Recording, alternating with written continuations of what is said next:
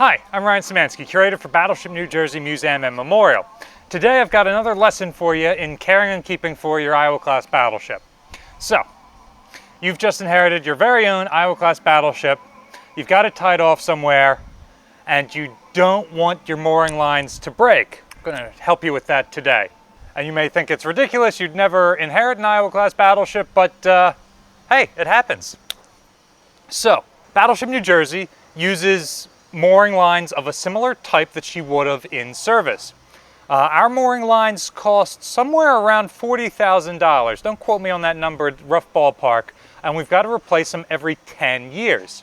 Part of the issue is chafing, where these mooring lines are rubbing against the concrete pier and the edge of the ship up there. It's going to start to wear away that rope and reduce its ability to hold the ship in place. So, system of mooring, depending on the size of your historic warship, most of our ships have at least 4 lines, a bow line and a stern line that more or less go from the bow or stern to the pier, and a pair of spring lines amidships. And those more or less go diagonally, one forward to the aft end of the pier, one aft to the forward end of the pier. Most of our ships double up on those. And then we'll also include other more emergency things.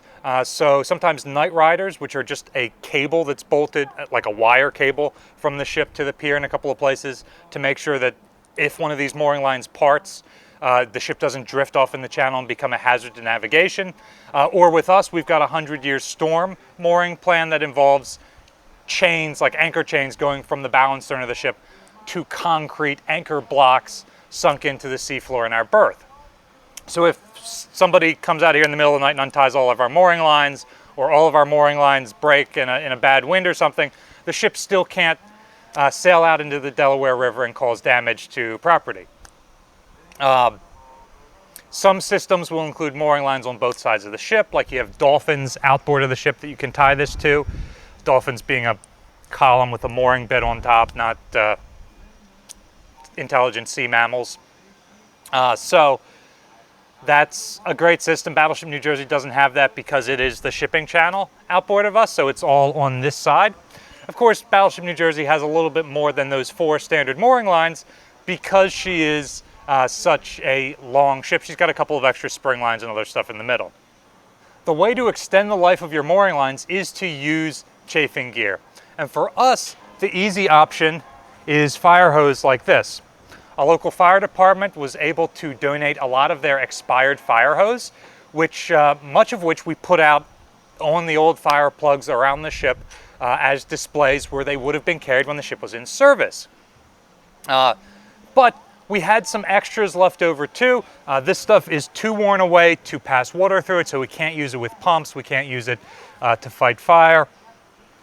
So what I'm going to do with this today is show you how to cut it so that we can turn it into chafe gear, so that that is what is rubbing on the concrete or the edge of the ship instead of your expensive mooring lines. And today's video is sponsored by Kamikoto Kitchen Knives. They gave us a set of knives to review and show to you guys. And since I'm no good at cooking, I'm going to use these for this task around the ship. I'm going to see if they're good enough to cut through this chafe-resistant, wear-resistant canvas fire hose and see if we can make chafing gear using Kamikoto knives. The Kamikoto knives like these are made with 100% Japanese milled steel. They have a single beveled edge to give you the very best cutting abilities, and we're going to put that to the test here in a minute. Each knife is individually inspected and comes with a lifetime guarantee. These knives are used by Michelin star chefs and battleship curators all around the world. And each set of knives comes in a heavy-duty ashwood box like this one right here. Kamikoto has several special offers going on right now. Check the link in the description below, kamikoto.com, and use the discount code BATTLESHIP to get an extra $50 off your next order. So, in a recent video that we shot, I say recent, it's probably been 6 months, Kamikoto sponsored it, and we showed that one of their knives can cut through a regular 1.5-inch fire hose. Today we're going to be using a 3-inch fire hose because this sort is big enough to fit around our mooring lines. Our mooring lines are too big for the 1.5-inch hose. So we're going to cut through this real fast.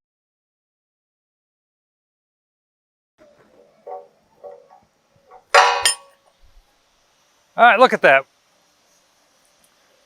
Nice clean cut.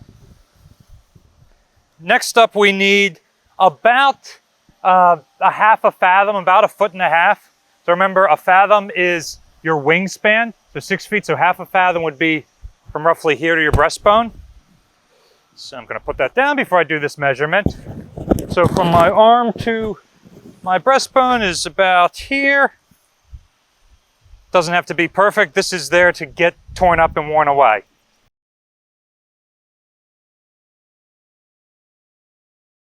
I've done this with an X-Acto knife before with a clean blade, and it has taken me all day. So now I've got a length of fire hose. At this point, you have to decide whether you're going to use it to make a piece of chafing gear, or if you're going to use it as a shillelagh for the next time you're crossing the line. Once you've decided that, this is going to be a little bit too narrow to slide over our rope. So our next step is to cut the whole length of it so we can just easily get it on. That way, we also don't have to untie it and slide it up the side of the ship and then tie it off again. So we're gonna cut it, put it where it needs to go, and then sew it into place. So cutting through multiple layers of canvas and the waterproof rubber, the rubber is what's actually supposed to hold the water. The canvas is the chafe gear for when the firefighters are throwing this all over the ground. Is no easy task for any knife. That's why I'm testing it out for these Kamikoto knives.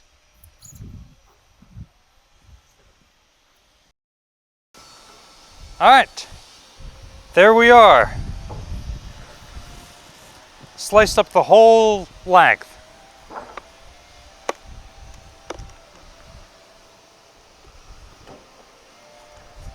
Now remember, that was using the smallest knife they had and one I've already used to cut fire hose with. So this set that I have comes with 3 knives that are significantly bigger.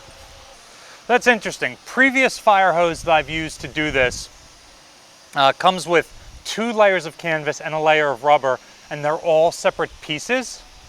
And this one, the rubber and the canvas are made together, so it's all one piece. It's much easier to work this once you've cut it and removed those inner layers and you're just using 1 layer of canvas around your line. So this will last longer as chafe gear. It's also harder to work with. All right, so now we're up on the ship and you can see where the chafe point is, where this line goes through that bit. Right now, it's hard up. It's pretty tight. The ship is being held here as the tide goes this way. This line is holding it in place. When it loosens, it's able to rub over the mooring point here, the rail, and you get chafing like you can see on top of this line right here. So we would wait for the ship to get loose, and then we would fit this right around here and sew it into place. Just so we can shoot this video, we're going to use this point. It's much easier to do this sewing when the ship is hard up and the line is taut like this. Come on, baby. There we go. Okay. So you can see the size mooring line we use is on the large side. It's a Battleship. So we want the chafe gear here on the inside where it's going to be rubbing, and then we would just sew this up as best as we can to hold it in place. Now for this, I'm going to change out of my cut-proof gloves. I've got some nice thick canvas thread here and a nice sized canvas needle. We also use this to fix the ship's awnings. Try and get a little bit more life out of them. This is one of 100 jobs around the ship that is easier with multiple hands. When the ship was in service, they had a huge deck division to do this work. But nowadays, we've got a curator who's doing it on top of 10 other jobs and while filming for the YouTube channel. All right, there we go. This thick canvas with the rubber on it, it's difficult to sew through. That's why I've got my palm to help push the needle through.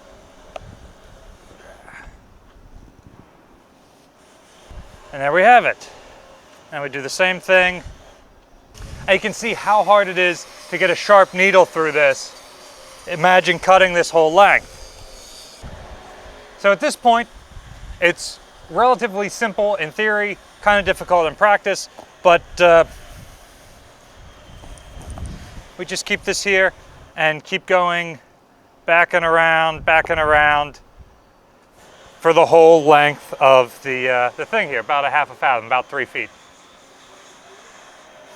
Now I've mentioned the palm here and the needle and thread is being used with canvas on the Battleship. That was for fixing the awning. We still use it as such today. However, the awning is stored in a part of the ship called the sail locker. This sort of thing goes all the way back to the age of sail, and you would be using this as you're repairing your sails after they get torn up in a storm, after they get shot through in a battle, whatever the case is. So what's a topic of caring for your Iowa-class battleship you'd like to hear us talk about in the future? Let us know in the comment section down below. Battleship New Jersey receives operating support from the New Jersey Department of State, also from a number of other businesses and private individuals like yourselves and like Kamikoto Knives. We really appreciate their support in maintaining the battleship. You can support us by liking, sharing, and subscribing so more people find out about the museum and our channel. Thanks for watching.